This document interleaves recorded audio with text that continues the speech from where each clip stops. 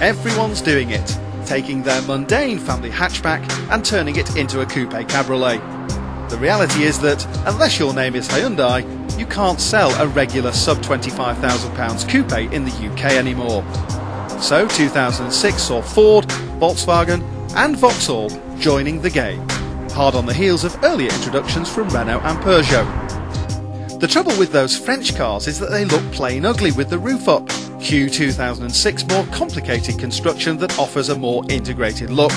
The roof is divided into 3 or even 5 sections rather than 2. As a result, the metalwork stows away into a smaller area and allows for a svelte rear end and more pleasing roofline.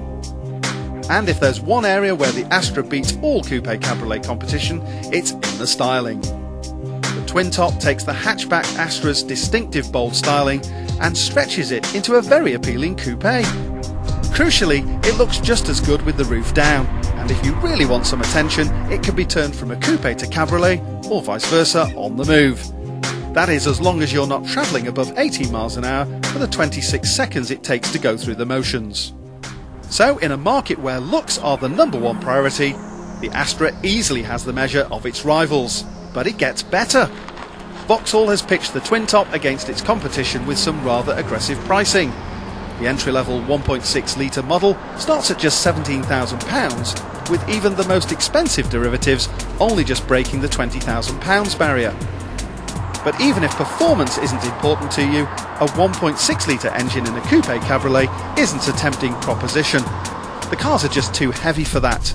The 1.8 should be your starting point, while this 200 horsepower 2 litre turbo provides stirring GTI levels of performance. Mind you, there is an awful lot to be said for the easy urgency of the twin top with the 1.9 litre turbo diesel engine. There's so much torque that gear change becomes a lesser priority. That's not such a bad thing. The gear shift quality on manual cars isn't as slick as it should be, with a long throw that doesn't help its accuracy. It's still a decent drive though, this Astra balancing a comfortable ride with decent handling. Vauxhall reckons the twin top will seat 4 adults in its smartly styled interior. Technically it will, it's just you wouldn't want to, and might have difficulty driving it far if you did.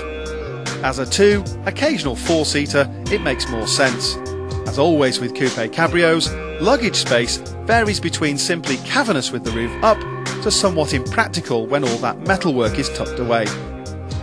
The real appeal of an Astra twin top is its good weather, bad weather flexibility, all at the touch of a button.